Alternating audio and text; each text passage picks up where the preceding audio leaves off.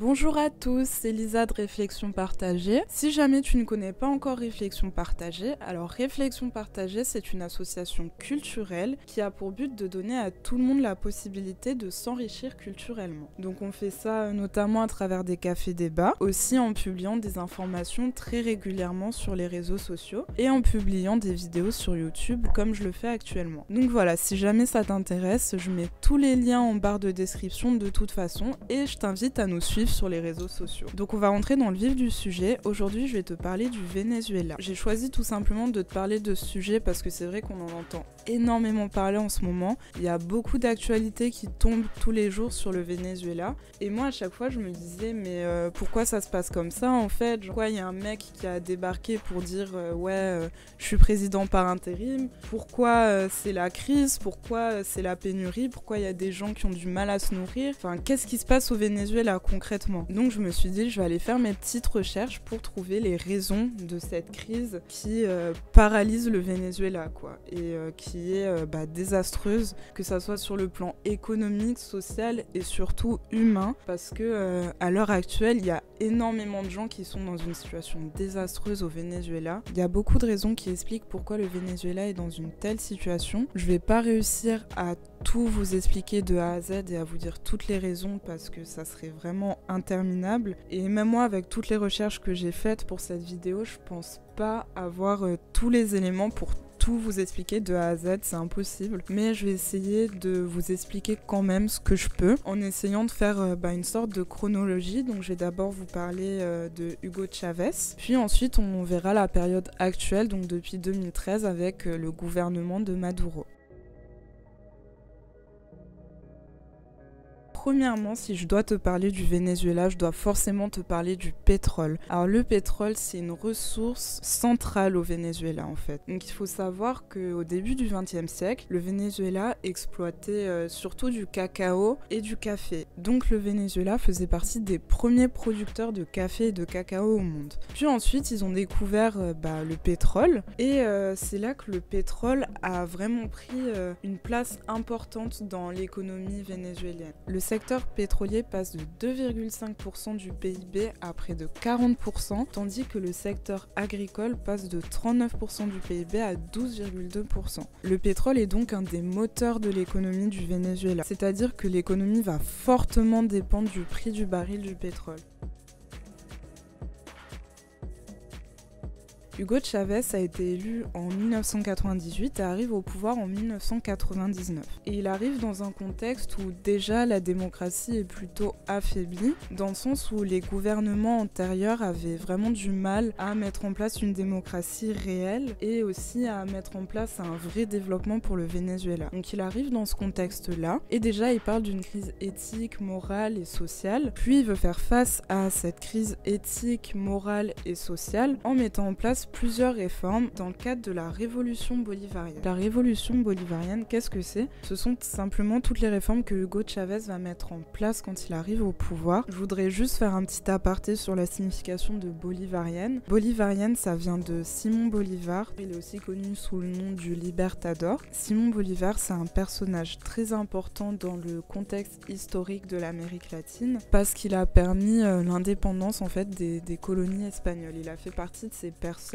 qui ont enclenché l'indépendance des colonies espagnoles. Et donc en faisait partie le Venezuela. Donc c'est vraiment un personnage très important. Il y a énormément de rues, de places qui sont à son nom. On trouve beaucoup de statues à son effigie. Et puis comme on peut le voir, le nom de la Bolivie tient de Simon Bolivar. Donc Simon Bolivar représente vraiment une symbolique. Quand Chavez parle de révolution bolivarienne, ce n'est pas du tout anodin. À travers cette révolution bolivarienne, Chavez veut donner plus de justice sociale aux citoyens, mais aussi leur accorder une plus grande place dans la société. Pour mener ce projet à bien, il va vouloir lier les civils et les militaires. Donc c'est-à-dire qu'il veut que les militaires fassent totalement partie de la vie politique finalement. Avant, les militaires étaient plutôt méfiants vis-à-vis du gouvernement, c'est-à-dire que pour eux, le gouvernement est responsable en fait de tout tous les problèmes qu'il y a eu au Venezuela. Et du coup, le fait de vouloir faire participer les militaires à la vie politique,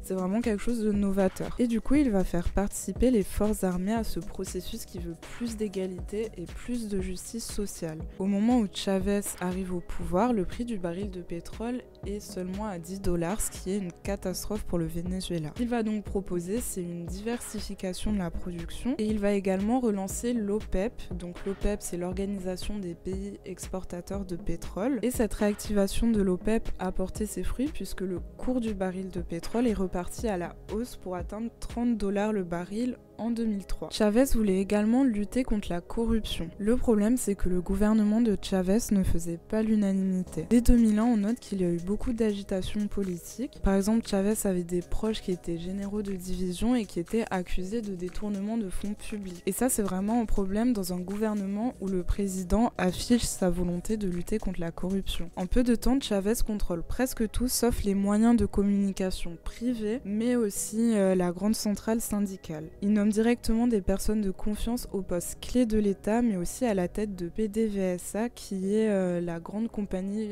pétrolière du pays, sur laquelle repose toute l'économie du Venezuela. Ce qui était controversé aussi, c'est qu'il avait doté l'armée d'une masse colossale financière et sans contrôle, et c'était dans le cadre d'un plan d'aide sociale, mais finalement ce plan d'aide sociale est passé à la trappe parce qu'en fait il s'agissait juste d'une machine à corruption. On lui a reproché aussi beaucoup de contradictions. Il se disait par exemple nationaliste, mais il a ouvert le pays aux investissements directs étrangers qui ont d'ailleurs été bénéfiques pour beaucoup d'entreprises françaises telles que Total ou encore Casino. On lui a reproché aussi d'avoir fermé les yeux sur les exactions de la guérilla colombienne qui ont eu lieu en territoire vénézuélien. Pourtant, il se présentait comme un militariste et comme quelqu'un qui était pour l'ordre et pour la loi. La gestion de la politique de Chavez était vue plutôt comme brouillonne et il était en confrontation permanente avec les partis politiques, l'église ou encore les moyens de communication privés. Pour beaucoup de personnes, le caractère de Chavez est difficile à cerner dans la mesure où on ne peut pas lui attribuer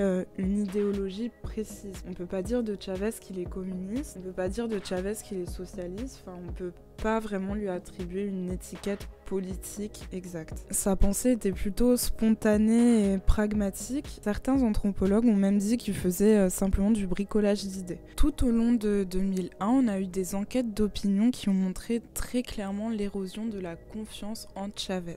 En février, elle était à 44%, en avril, elle était à 35%, en août à 27% et finalement 21% en décembre. Donc c'est là qu'on voit qu'il y a eu une chute spectaculaire vraiment de la confiance en Chavez. Des événements de plus en plus inquiétants pour le gouvernement vont s'accumuler et vont finalement mener au coup d'État de 2002. Durant ce coup d'État, Chavez n'a pas pu exercer son pouvoir et a été détenu pendant 47 heures et pendant ce temps c'était Pedro Carmona qui gouvernait. Mais au final le coup d'État a été avorté puisqu'on a eu des interventions militaires mais aussi des manifestations populaires qui ont contré le coup d'État. Donc ce coup d'État avait été planifié 6 à 9 mois à l'avance et il faisait suite à des réformes qui avaient été controversées et qui avaient été mises en place en 2001 par Chavez.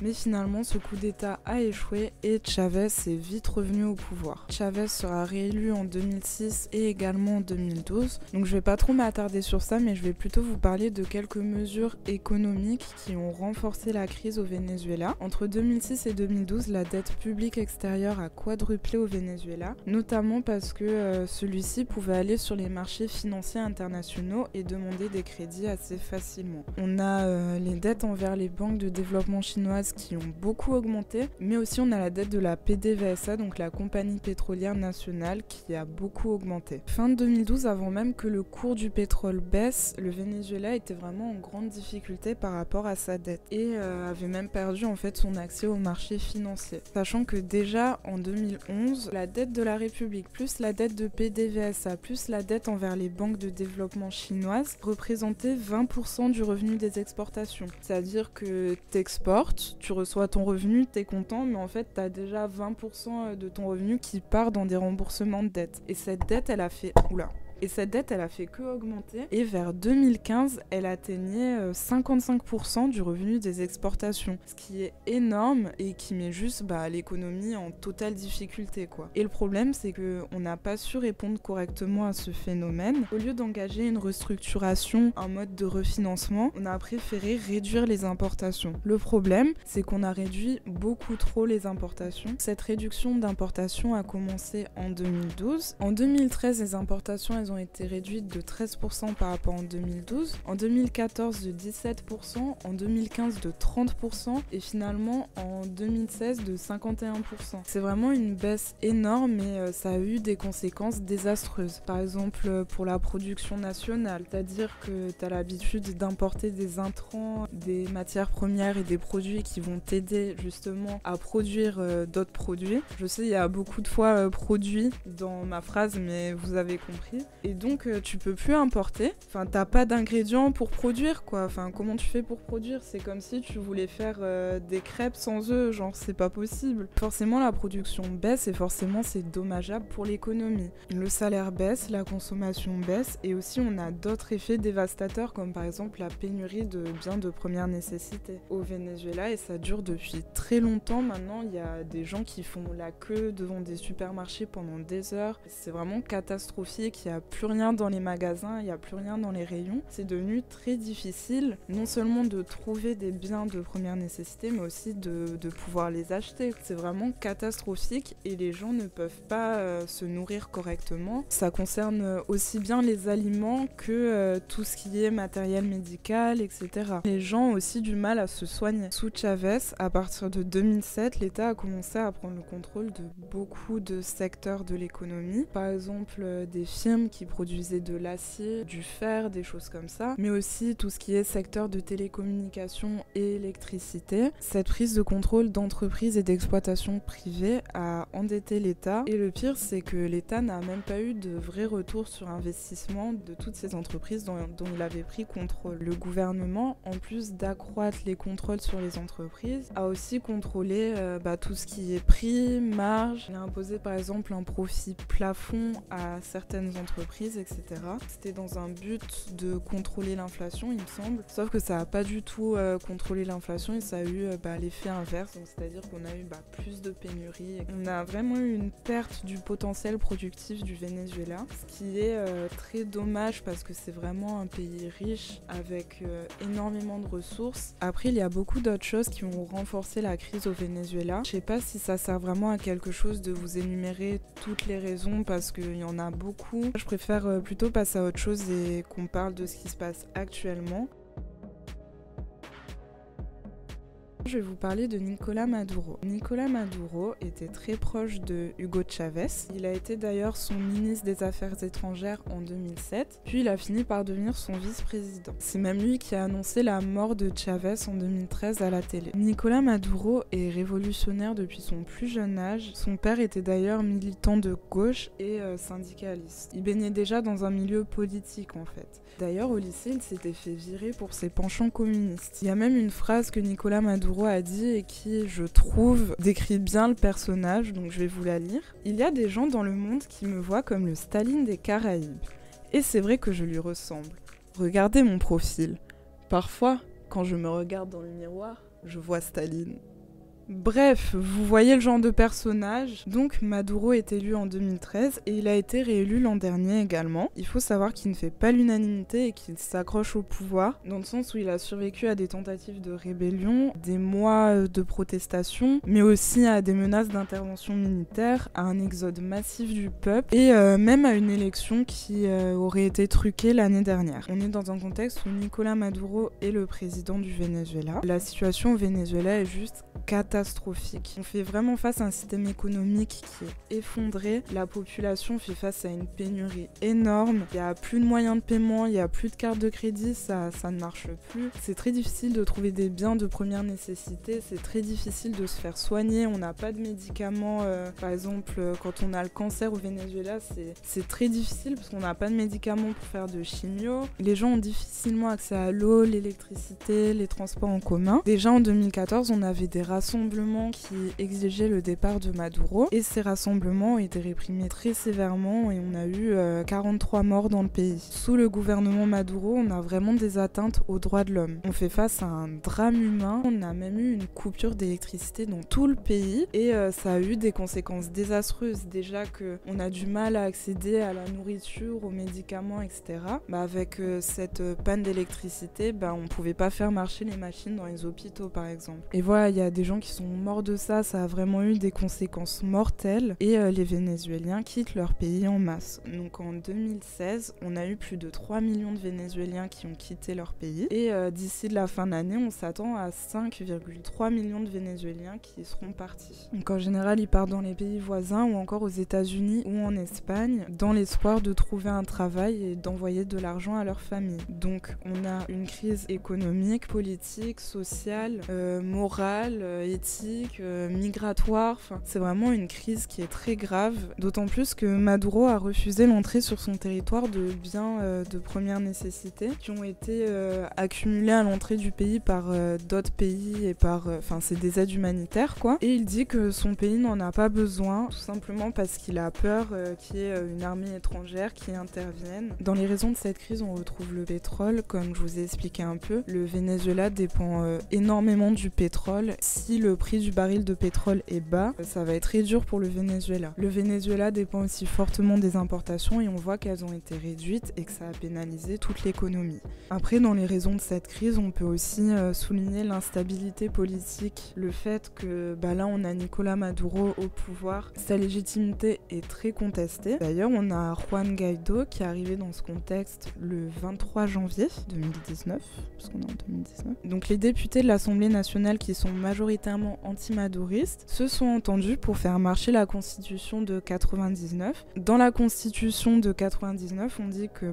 si le président a usurpé son poste, c'est au président du Parlement de prendre les rênes du pays. Et c'est donc dans ce contexte que Juan Guaidó est arrivé et s'est autoproclamé président par intérim le 23 janvier. Il s'est donné pour mission de mettre en place un gouvernement de transition qui va être chargé de mettre en place une élection présidentielle dans moins d'1 an. Au cours des jours qui ont suivi, il a été reconnu par une 50aine d'États. Donc dans ces pays, on peut voir les États-Unis, le Brésil, l'Équateur, pas mal de pays d'Europe de l'Ouest. Et on voit par exemple que la Russie, elle, soutient plutôt Maduro. Juan Guaidó a été déclaré inéligible pendant 15 ans parce qu'il n'aurait pas justifié dans ses déclarations de patrimoine certaines dépenses qu'il aurait faites au Venezuela et à l'étranger. Voilà où on en est aujourd'hui. Le Venezuela est vraiment dans une situation chaotique, dans une situation très délicate. On ne sait pas du tout où ça va mener. Après, je pense que le Venezuela fait face à beaucoup de problèmes structurels. Donc voilà, j'essaie de t'expliquer plus ou moins la situation actuelle au Venezuela. Je sais que j'ai pas été exhaustive, mais j'espère que du moins t'as compris les idées principales que j'ai essayé de te faire passer et que maintenant t'as les clés pour comprendre un peu mieux la situation actuelle au Venezuela. Si la vidéo t'a plu et que tu ne suis pas encore Réflexion partagée, je t'invite à nous suivre sur les réseaux. Tous les liens sont en barre d'infos comme j'ai dit tout à l'heure. Et je te dis à la prochaine!